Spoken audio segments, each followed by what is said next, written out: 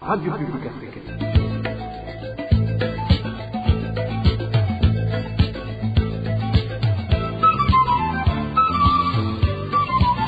Radio Publique Africaine.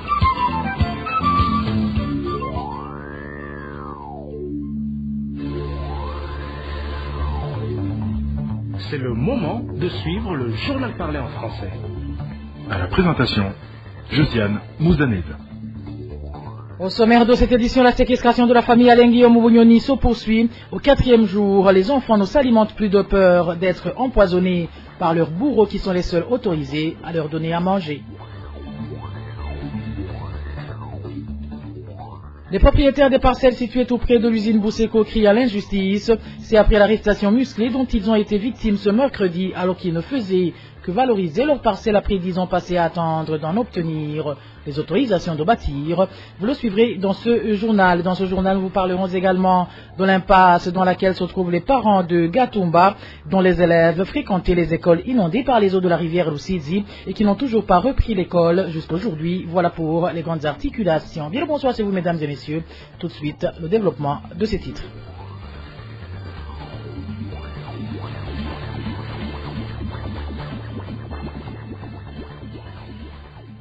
Bonsoir. 4e jour d'assignation à domicile pour la famille de l'ancien Premier ministre burundais, le général de police Alain Guillaume Bunyoni. Une situation qui inquiète beaucoup les proches et les membres de cette famille, surtout qu'aucune visite ne leur est permise, sans parler qu'ils sont totalement coupés du monde extérieur, car n'ayant aucun moyen de communication. Marie-Ange Ilakoutse. Depuis la matinée de ce lundi, la famille de l'ancien Premier ministre burundais, le général de police Alain Guillaume Bunyoni, est retenue prisonnière dans sa propre maison. Au 4e jour, personne ne sait pas quel état se trouvent sa femme et ses enfants enfermés dans l'une des chambres de leur maison, vu qu'ils sont coupés de tout contact avec l'extérieur. Selon les informations en provenance des proches du bureau du président Ndayishimiye, ils n'ont même pas droit à aucune visite familiale ou pas, vu que tous ceux qui s'y sont rendus pour s'enquérir de la situation ont vite été refoulés sans avoir eu l'opportunité de les voir. Une des sources proches de la famille Bunyoni,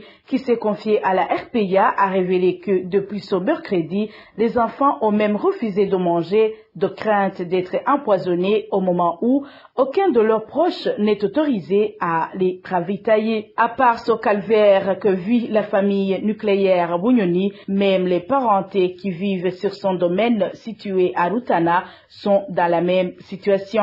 Nos sources font savoir que même le bétail y élevé est agonisant car privé d'herbe depuis ce lundi, à telle enseigne que certains n'arrivent même plus à tenir debout, surtout ceux qui ont récemment eu des veaux. Marie-Ange, il a causé. Et puis les Burundais devraient rester sur leur garde car le type de torture infligée à Madame Varandeletse de la province Muyinga par les Imbonerakure en lui introduisant des aiguilles dans le corps est un nouveau mode opératoire du CNDD-FDD. Réaction de Chovino Mugwengezo, ce politique burundais trouve d'ailleurs dommage que la vie d'une personne au Burundi n'est plus sacrée, lui demande aux Burundais de dire non à cette inhumanité avant qu'il ne soit trop tard. Chovino Mugwengezo. Nous apprenons avec consternation le traitement inhumain qu'a subi Madame Barandelete alors qu'elle avait un conflit avec ses voisins, on va dire, un conflit qui a dégénéré par l'introduction dans son corps des aiguilles, peut-être aussi des injections, on ne sait jamais. Des sources concordantes nous affirment que les responsables de cet acte ignoble sont tout naturellement les Imbonerakure et un responsable de la colline. Et quand c'est un responsable de la colline, moi je pense que on devrait prendre la chose au sérieux parce qu'un responsable de la colline est censé protéger sa population. Un responsable de la colline est censé s'assurer qu'il y a sérénité dans sa circonscription administrative. Et donc ce n'est pas donc la personne qui va passer la première à l'acte de violence comme celui-là. À mon avis donc, il se pourrait que ce soit un modus operandi nouveau, parce que par le passé, on a assisté à une pratique qui consistait à empoisonner des gens. Et ça a commencé dans les rangs du CNDD-FDD, ça s'est étendu sur des paisibles citoyens, si bien que jusqu'aujourd'hui, il y a des gens qui continuent à être victimes d'un empoisonnement. Beaucoup de gens finissent par en mourir. On doit prendre ça au sérieux et faire très très attention, parce que si c'est un acte qui est posé par un administratif, moi je comprends qu'il n'agit pas seul. Et je comprends que peut-être il a fuité ce mode opérandis, raison pour laquelle peut-être on va mettre la main sur lui, peut-être le sanctionner, pas parce qu'il a commis ce crime-là, mais parce qu'il a mis à découvert tout un mode opératoire aujourd'hui qui va finalement, dans les tout prochains jours, faire autant de victimes dans les rangs de tous ceux-là qui ne sont pas de leur obédience. Donc, les Burundais dans leur ensemble, ils doivent faire attention, ils doivent adopter finalement un comportement de dire ce qui advient ou ce qui arrive à un voisin, où ils doivent franchement agir comme un seul homme, ils doivent agir en symbiose de façon à pouvoir s'assurer que ces malfaiteurs sont mis hors d'état de nuire, ces malfaiteurs sont mis à découvert, sont dénoncés, sont même traduits devant la justice. Droits de l'homme toujours, les familles des détenus du cachot de la zone Kamenge, commune Narangwa, en mairie de Bujumbura, alertent pour les leurs. Ces dernières font savoir que ces détenus passent des nuits entières debout suite à l'exiguïté de ce cachot et demandent aux responsables habilités de prendre des mesures appropriées, surtout que même l'hygiène de ce cachot laisse à désirer. Plus de détails avec Elvis Nyomongere. Ces familles qui alertent pour les détenus au cachot de la zone Kamenge, en commune Narangwa, faut savoir que ce cachot a un espace très réduit alors qu'il abrite beaucoup de détenus. Comme conséquence, ces derniers passent la nuit debout, vu qu'en position assise, ils ne peuvent même pas allonger les jambes, faute d'espace comme l'indique notre source. Vous connaissez bien toutes les dimensions du cachot de la zone de Kamenge. Imaginez-vous alors combien ça doit être stressant d'y être enfermé à 40 ou plus. En fait, les détenus ne peuvent même pas dormir. Lorsque tu rends visite à quelqu'un, il sort tout déboulinant de sueur, comme s'il sortait du sauna. Tellement il y fait très chaud à cause de ce surnombre. À part c'était exécuté, pour suivre notre source, même l'hygiène de ce cachot reste à désirer. Il n'y a pas d'hygiène. Et l'endroit est plein de punaises et de tiques. Un de mes amis qui y a séjourné dit que ce qui se passe là-bas est terrible. Contacté par la rédaction de la RPA à propos de ces inquiétudes, Ponda Chimier, chef de zone Kamenge, nous a fait savoir qu'il n'avait rien à y répondre, vu qu'il ne revient pas aux journalistes doivent veiller sur les conditions carcérales de détenus.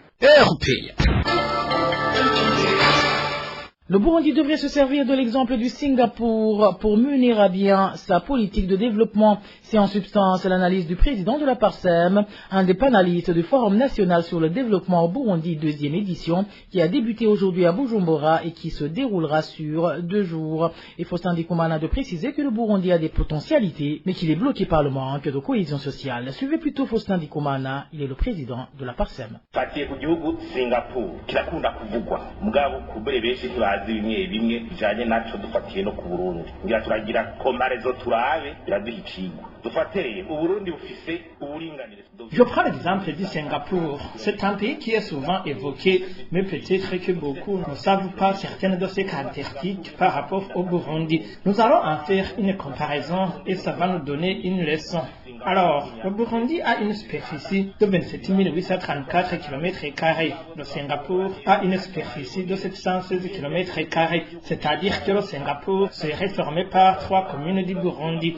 La population burundaise est de 12 millions. Celle du Singapour est à peu près de 6 millions et pourtant les habitants mangent à leur faim et vivent dans des conditions décentes. Si l'on considère le PIB par habitant, chez nous, on dit que nous sommes à $300, mais le Singapour en arrive à 40 000. Au moment où la production nationale chez nous s'évalue de 5 à 6 milliards de dollars, pour le Singapour, elle est de 220 milliards. Ainsi pour dire que le Singapour produit 30 fois plus que le Burundi. Si on se réfère à son passé, nous avons été une colonie allemande et belge depuis 1896, tandis que le Singapour a été colonisé depuis 1824.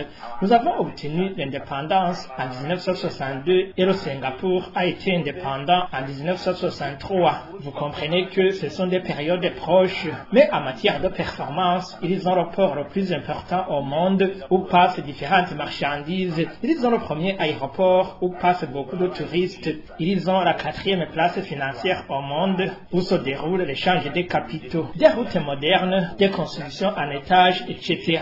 Si on considère la densité au Burundi, dit, elle est de 400, 500 ou 600 habitants au kilomètre carré. Mais pour le Singapour, la densité en arrive à 7400 habitants par kilomètre carré. Mais tout le monde mange bien et vit dans de bonnes conditions. Alors, comment peut s'expliquer le miracle du Singapour? On peut partir de l'engagement de l'État. Ils ont commencé par la cohésion sociale nationale. Ils vivent ensemble alors qu'ils sont issus des ethnies différentes. Plus de 67% sont des Chinois, 15% proviennent de la Malaisie et 17% proviennent de l'Inde et 1% de l'Europe. Mais ils ont su construire la cohésion et la cohabitation pacifique. Pas de chicanerie entre eux.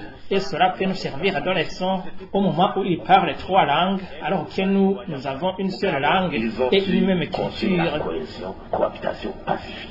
Nta nduru nta mishihano ni ikintu cy'icigwa kandi bafise indimi zitatu natwe dufise ururimi rumwe na culture imwe. Et en page de gouvernance, le gouvernement burundais continue à briller par des contradictions. Cela s'illustre par les propos du porte-parole du gouvernement qui a annoncé ce mercredi que le Burundi comptait revoir à la hausse les prix des documents de voyage. La raison avancée étant que ceux qui en ont fixé les prix auparavant ont fait mal les calculs. Suivez Prosper Naogwami.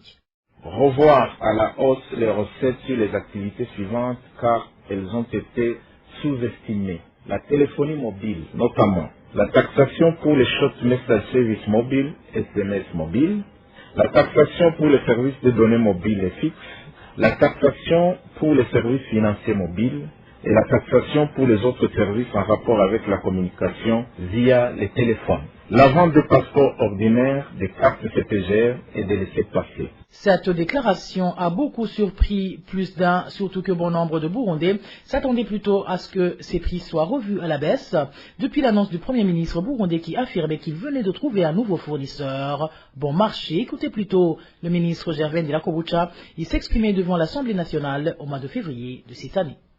Le bouquet ya passport kaja kabuke vierge kagurwa amadolari 200 mugabo tugiye kubaza handi abagire batangire. Avant, on achetait les bouquets de passeports vierges à $20. Or, avec le nouveau partenaire que nous avons trouvé, le même bouquet va nous coûter $12. Pourtant, on payait les $20 depuis que nous travaillons avec Contec. Vous vous rendez compte de cet écart? On ne pouvait pas continuer à supporter ça. C'est ce combat que nous étions en train de mener qui est d'ailleurs à l'origine des ruptures répétitives de stock observées. Mais je vous assure qu'avec la nouvelle société qui vient de conclure le marché avec le ministère de l'Intérieur, il n'y aura plus de rupture. Nous attendons la dernière livraison de 50 000 passeports en provenance de Contec. Les derniers passeports devraient arriver aujourd'hui ou demain au plus tard. Ce sera la dernière livraison de Contec. Nizo passport za nyuma tuzoba twakiriye za Contec. Mu nyuma tuzosigara dukorana n'iyo sosiyete nshasha ariyo iziraduhereza impapuro z'inzira kandi nizeye neza ko atari ibintu bizosubira kuba. Je vous le disais en titre, les parents des enfants qui fréquentaient les écoles récemment inondées par les eaux de la rivière Lusizi en zone Gatumba de la commune Mutimbuzi, province Bujumbura, continuent de supplier le gouvernement de faire son possible pour que leurs enfants puissent avoir la possibilité de retourner à l'école. Même si certains élèves ont pu avoir des salles empruntées pour étudier, ces parents indiquent que la grande majorité des enfants n'a pas encore eu cette chance, alors qu'on s'achemine vers la fin de l'année. Le point avec Eric Nyonzima. Les élèves de la 7e année jusqu'à la 9e année des écoles fondamentales Mushasha 1 et Mushasha 2 de la zone Gatumba sont ceux qui ont la chance d'aller suivre les cours dans des endroits qui n'ont pas été touchés par les inondations des eaux de la rivière Rusizi, raconte Sopar. Les élèves des classes de 8e et 9e de l'école fondamentale de Mushasha vont actuellement suivre leurs cours à la mosquée où se trouve un centre d'orphelinat à Mushasha 2. Ils leur ont prêté des salles pour y étudier. Pour les élèves de la classe de 7e année, ils sont allés étudier dans une salle appartenant à la commune appelée Cinquantenaire. Malgré cela, ses parents indiquent qu'ils ont encore un sérieux problème avec les élèves de la première année jusqu'à la 6e année qui sont obligés de rester à la maison car ne pouvant pas aller à l'école. Une situation très préoccupante pour ces parents qui craignent que leurs enfants peuvent apprendre des mauvais comportements. De la 6e jusqu'à la première année, les élèves ne vont plus à l'école. Vous comprenez que les enfants sont dans la rue et qu'ils risquent de rencontrer d'autres problèmes et que leur éducation peut aussi être affectée de façon négative. Ce problème des enfants non encadrés peut continuer à s'aggraver. Étant donné que la première semaine du 3e trimestre de cette année scolaire en cours va terminer sans que ces enfants soient en train d'étudier, du fait que leurs écoles respectives sont toujours sous les inondations des eaux de la rivière Rusizi, leurs parents demandent au gouvernement, surtout au ministre de la Solidarité nationale, ainsi qu'aux bienfaiteurs, de leur venir en aide en leur cherchant un autre endroit où leurs enfants pourront continuer à suivre les cours pour qu'ils ne ratent pas cette année scolaire. Eric Nyonzima, une autre catégorie de Burundais qui sont dans une impasse est constituée par les propriétaires des parcelles situées tout près de l'usine Bousseko en province Cibitoke. En effet, ils sont depuis ce mercredi dans la ligne de mire de la police qui les pourchasse et les arrête pour avoir débuté les travaux de construction sans aucun aval. C'est après 10 ans passés à payer des loyers dans l'attente d'obtenir des autorisations de bâtir, une attente qui s'est avérée insupportable et injuste pour ces citoyens qui ne cessent pourtant de payer les prix et les intérêts bancaires, d'où ils demandent d'être rétablis dans leurs droits. Dany Claire, il la trompe. Ces propriétaires de parcelles situées auprès de l'usine Bousseko ont acquis leurs propriétés en bonne et due forme il y a de cela 10 ans. Selon certains d'entre eux qui se sont confiés à la RPA, ils ont dépensé beaucoup d'argent pour cette fin, d'où ils ne comprennent pas pourquoi ils doivent continuer à dépenser une fortune en loyer, alors qu'ils avaient eu la chance d'avoir des parcelles où ériger leur maison. D'où une partie s'est résolue à commencer les travaux, ce qui leur a attiré la foudre des administratifs et de la police. En effet, au moment où certains d'entre eux y avaient déjà aménagé depuis plus d'1 an, la police a fait éruption chez eux et les a arrêtés sans autre forme de procès, comme en témoigne cet habitant de la place.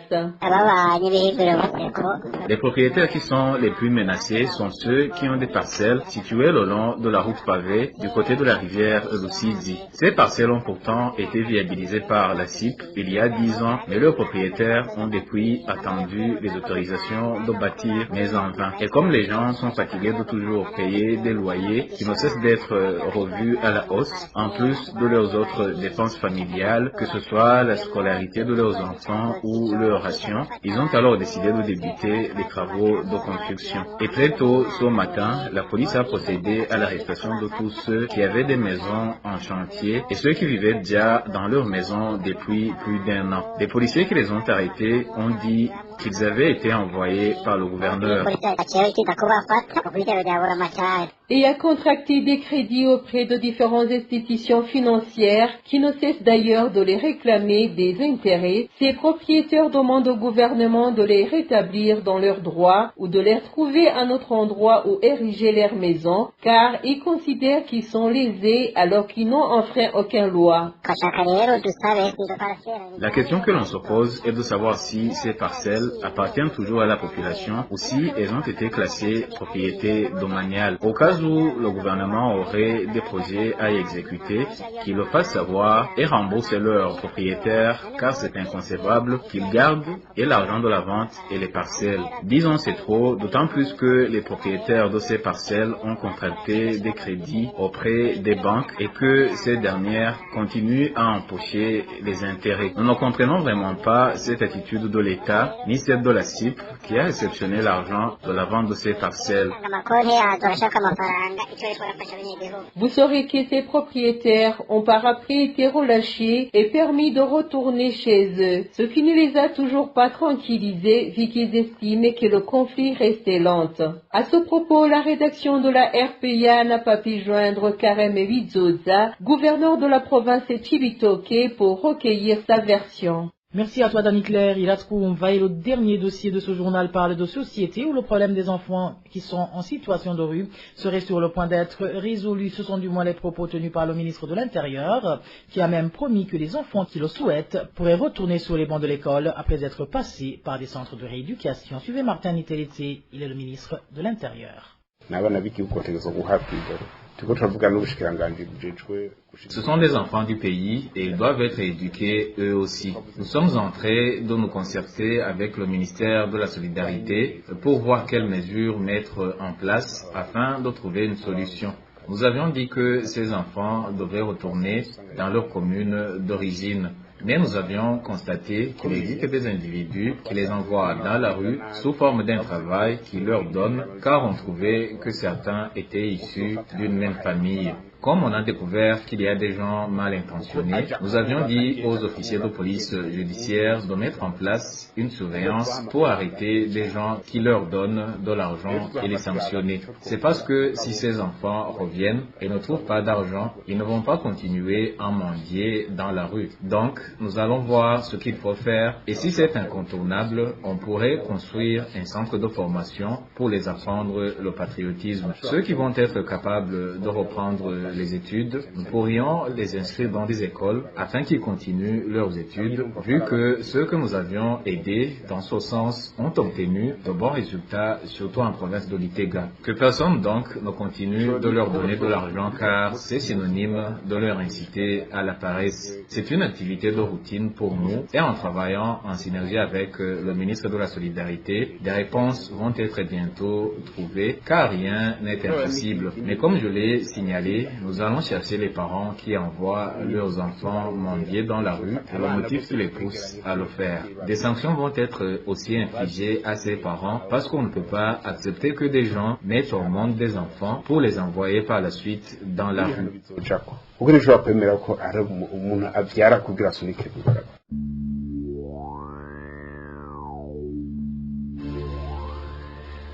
Et voilà, amis fidèles de la RPA, c'est par ici que prend fin le journal en français de ce jeudi 20 avril 2023. Merci à vous qui nous avez prêté une oreille attentive. Merci également aux équipes rédactionnelles et techniques pour leur franche et parfaite collaboration. À la présentation de ce journal, vous étiez avec Josiane Mouzaneza. Passez de bons moments chez vous. Au revoir.